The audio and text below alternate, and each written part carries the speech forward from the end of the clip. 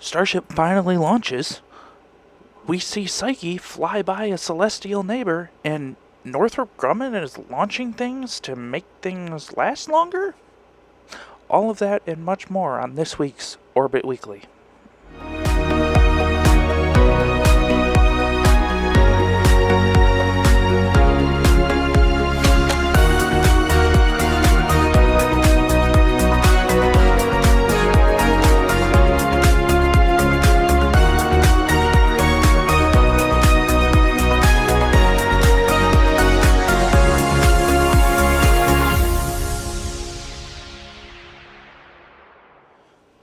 So we are going to start with the elephant in the room.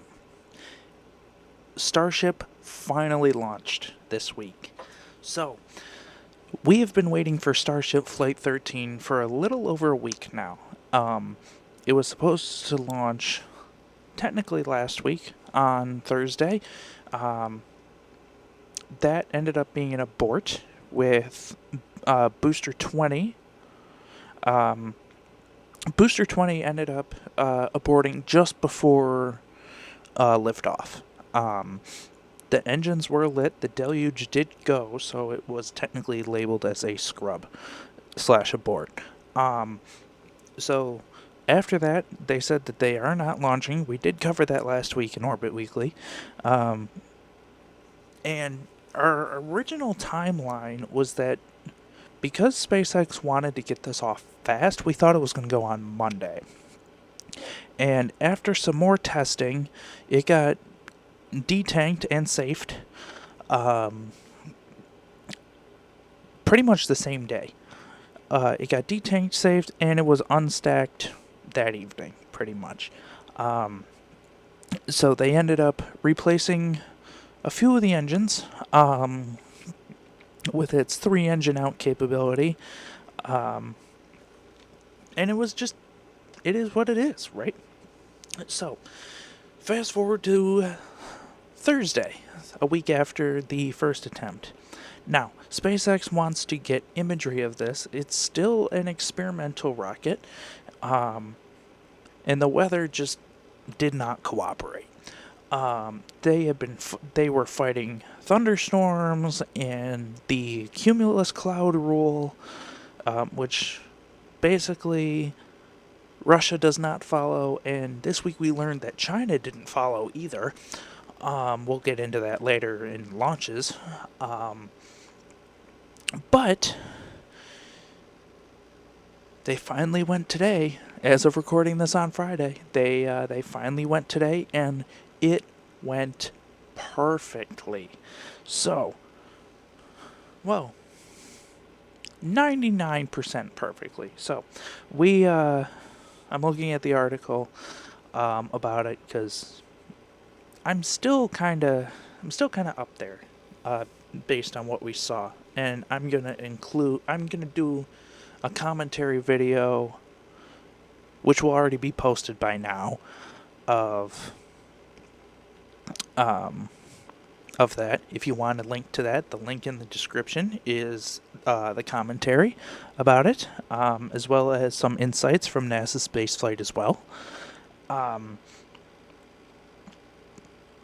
Anyways, Flight 13. So, engine ignition. It appeared that only 29 out of 33 engines. Nope, this was earlier.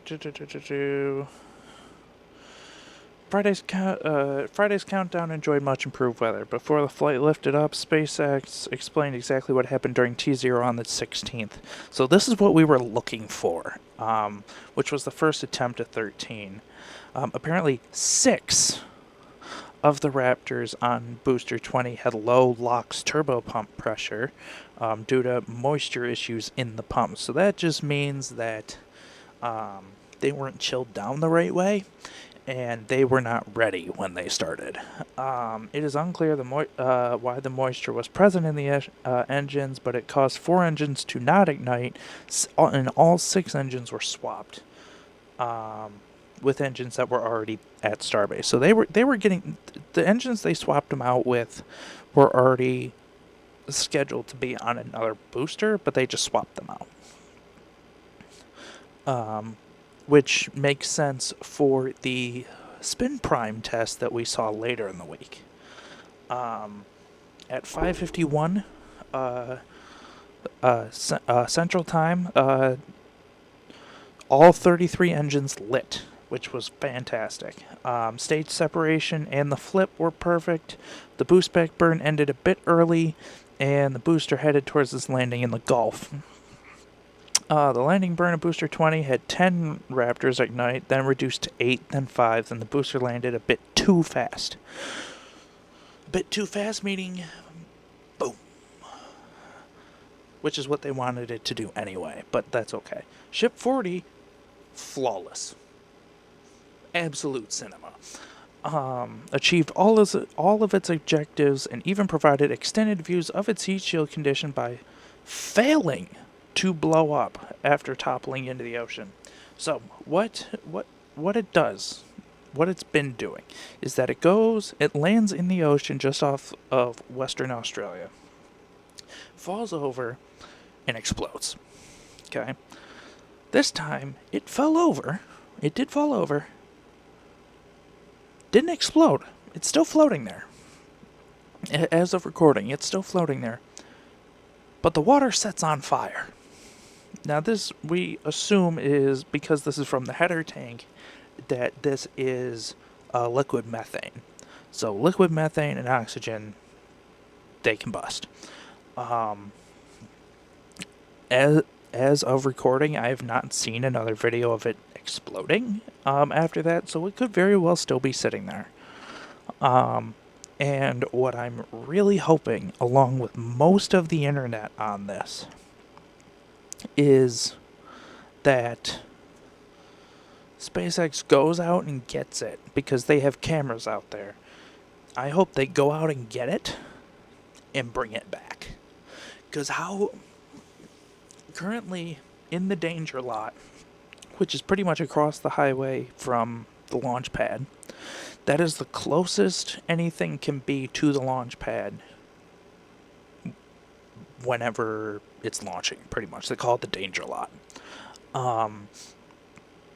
In the danger lot. Anyways.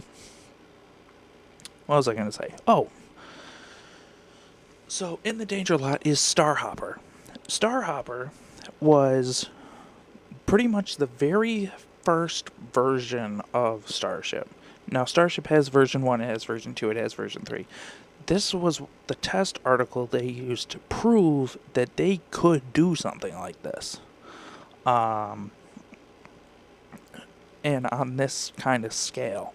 So, Starhopper, very, very important. So, honestly, Flight 13 that we had today had to go flawlessly, because Flight 14 could be very well at the end of August. To quote Mr. Paul Heyman, that's not a prediction, that's a spoiler. Except it's a prediction. But I do not see a reason. I do not see any indication that they are going to launch earlier than the third week of August for Flight 14. What I'm hoping for Flight 14, though, is a booster catch. At least a booster catch. I think we're ready for another one. They haven't caught one, I think, since Flight 8. I could be wrong.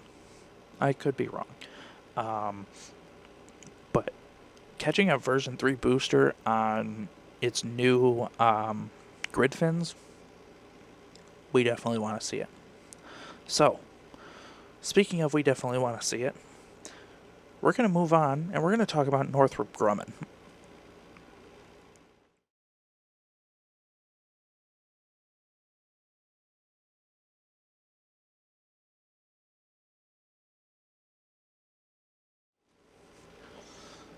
This week, SpaceX launched a interesting mission.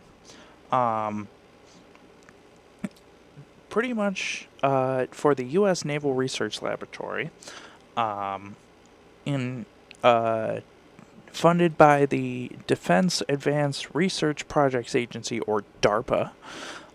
The RSGS payload is designed to and developed by the U.S. Naval Research Laboratory. The payload is integrated on the Mission Robotic Vehicle MRV spacecraft developed by Space Logistics at Northrop Grumman Company, was launched on board a Falcon 9 rocket. This highly dexterous robot servicing will go to GEO, so geostationary orbit, paving the way for a new commercial market that will enhance the resilience and sustainability of both commercial and U.S. government space assets.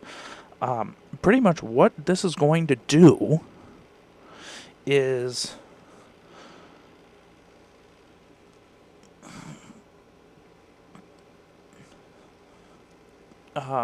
geosynchronous orbit is 22,000 miles above Earth. It houses critical communications, meteorology, and national security satellites. Most of them that us civilians know, they're called the GOES satellites. These are weather satellites that you might not think of. So there's GOES East, GOES West. If you watched any kind of GOES mission at all, it's usually GOES whatever letter they're on. These are weather satellites. So, the thing with these is when they die, they're still in GEO orbit. So, what the technical challenges of servicing satellites that lack custom servicing interfaces has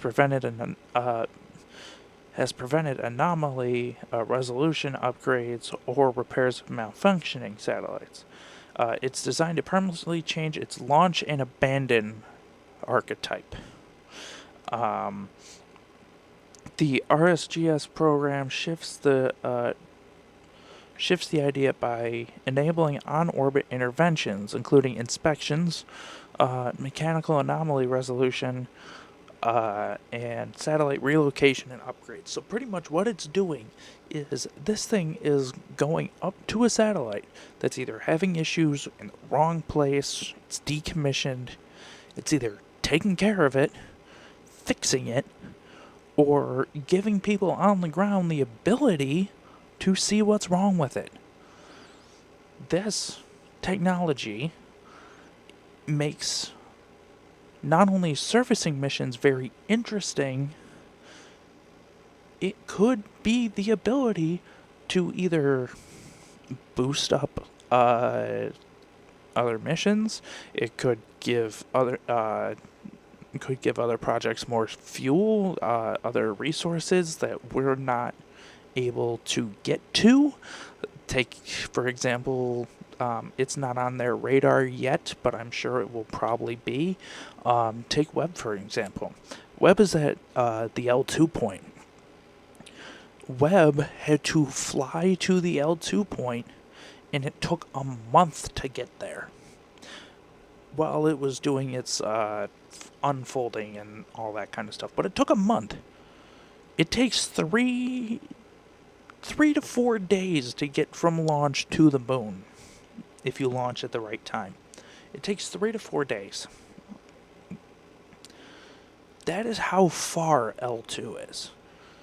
Keep in mind, when we saw Artemis 2, that was the first time in a long time that U.S. astronauts have been on the opposite side of the moon.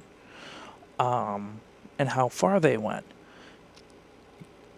The other thing you have to think about is that eventually we could end up going to Mars. And Mars, I hate to say it, if you don't launch at the right time, depending on how the planets line up, which is about every, I think, 14 months that they line up at the closest that they do. If you don't launch at the right time, it's 6 to 8 months to get there, as well as 6 to 8 months to get home. So if we can launch stuff to go fix stuff that humans can't get to as of right this moment, the the things that we're going to be launching are going to have these capabilities, as well as being able not only to be fixed on orbit or wherever they are. Well, I don't want to say wherever they are, because we're not going to send one of these MRVs to Mars just to fix one thing. I'm sure we'll send it at some point, but it's going to be a while. But think about it. All of these, you hear this almost all the time, at least in the space community, of, oh, there's so much debris, it's like you don't know where you're launching. Guys,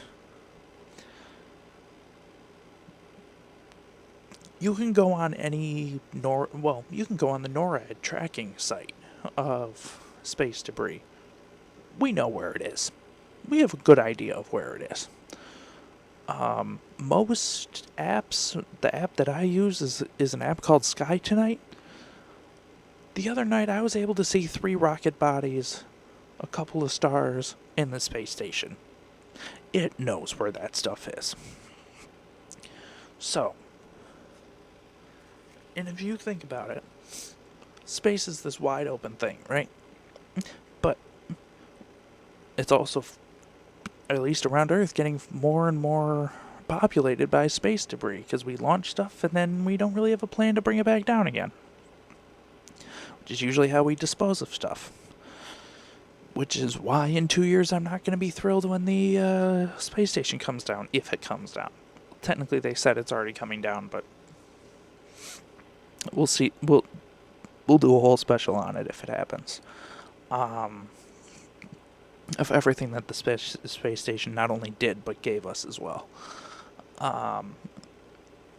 But I just think this is the technology that we need right now. Forget funding things. Yes, do all that kind of stuff. If you can't do the science, or you can only do the science for a finite amount of time, is it worth it? Wow, that was a rant. Alright, so we are going to change the mood a little bit, and we're going to go back to Psyche. Not your Psyche, not my Psyche. The actual mission called Psyche.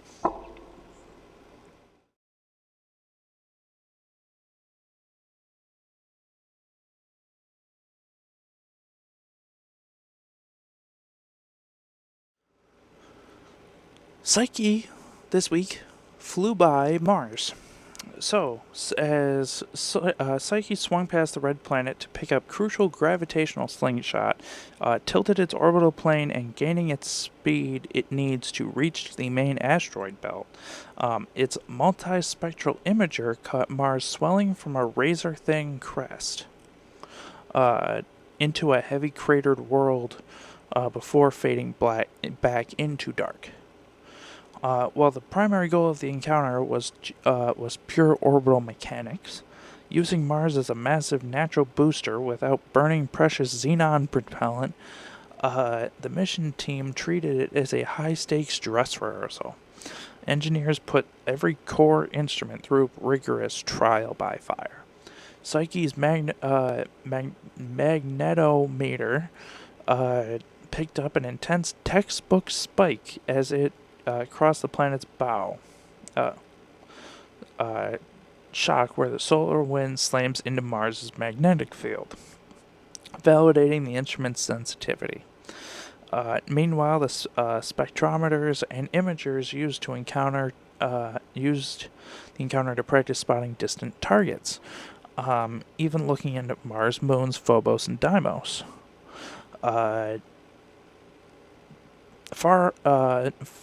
From afar as practice for hunting down potential moonlets when it finally reaches the metallic target. The data confirms that the spacecraft has been in absolute pristine shape for the long-haul cruise ahead of its 2029 rendezvous. So we are halfway through 2027. We got another year and a half before things here. which is kind of crazy to think about. But the fact that it has been pretty much perfect for this long, don't get your hopes up, but get your hopes up. This mission is going to be really cool.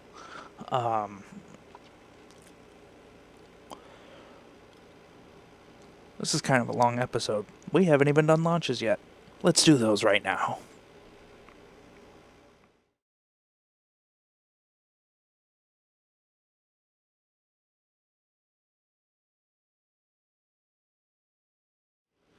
This is the space traffic report.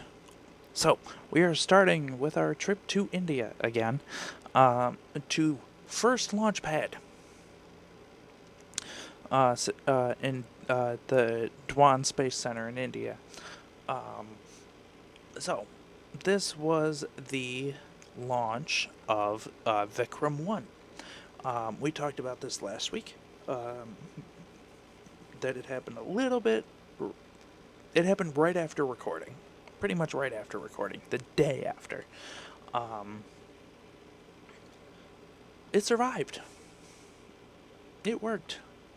Everything is right where it's supposed to be. 4 stages. This thing left the pad so fast. It was kind of wild to watch, honestly. But it got all 4 of its payloads right where they needed to be. So, that was great. We moved on to Russia with 16 RASFAT 3s. So, RASFAT 3 is a low Earth orbit communication satellite constellation for broadband internet access.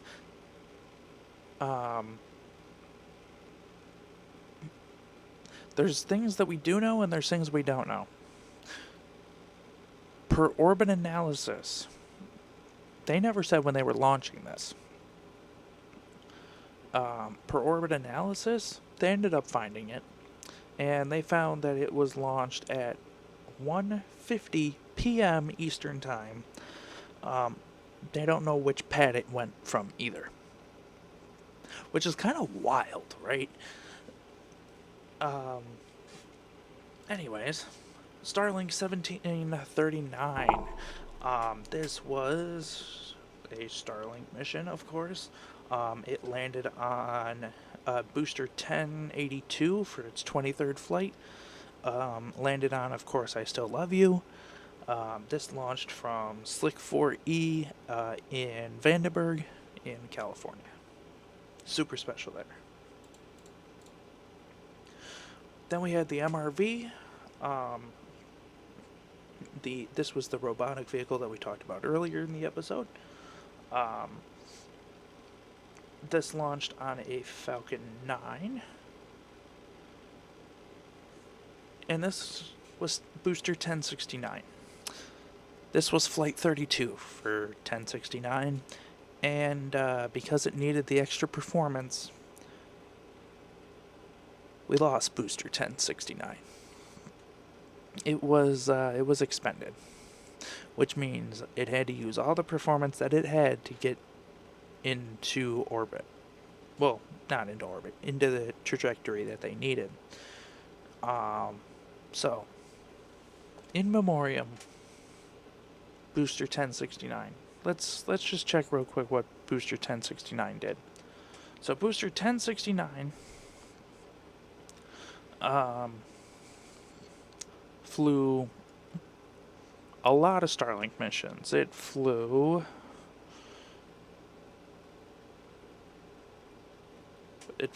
all of the, 1069 was in Florida, so it flew MRV1, Starlink 1038, 6108, 696, 1051, 1057, 1029, 1023, 1222, 674, 1221, 123, 666, nope, 666, Group 10-8, Group 8-10, Group 10-9, Group 10-1, Group 657, 647, 639, 636, 628, 619, 6-9. 5-12, 5-6, SES 18 and 19, Starlink V3, OneWeb 15, Hotbird 13, and then Starlink Group 4 23 in its first launch. It was December 21st, 2021, with CRS 24. Which is the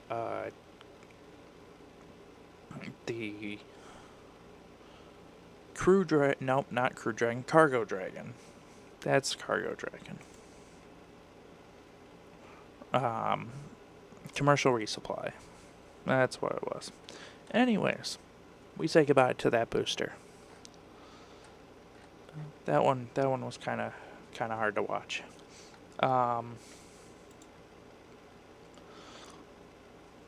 Speaking of hard to watch, Gravity 1. Gravity 1, it launched 9 satellites for Orion Space. We don't really know much about it. We don't really know much at all. Move on to the next one. TLN 26. This was at T plus 35 seconds. Actually, just watch this video.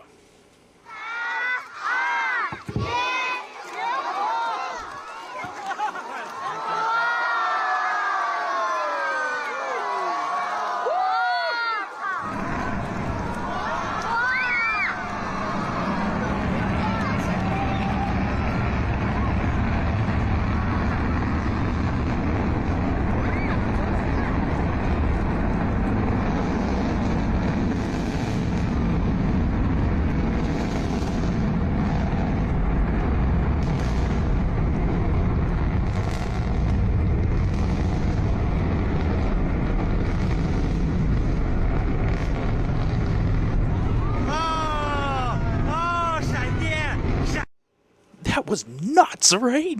It flew through a cloud, got hit by lightning, and it kept going. That was crazy. And it still worked. Like, how does that even happen? We've done this before, and it didn't work. Oh, man. Oh, that was crazy. Alright, CAS Space. CAS Space launched 5 Earth observation and technology demonstration satellites. Don't really know much about them. And then we ended the week with Flight 13. So, I hope you found this really enjoyable. I really enjoyed making this episode. You can tell that I got a lot of opinions on spaceflight. I hope you enjoyed the video. I enjoyed making it. We'll see you next time at Astra.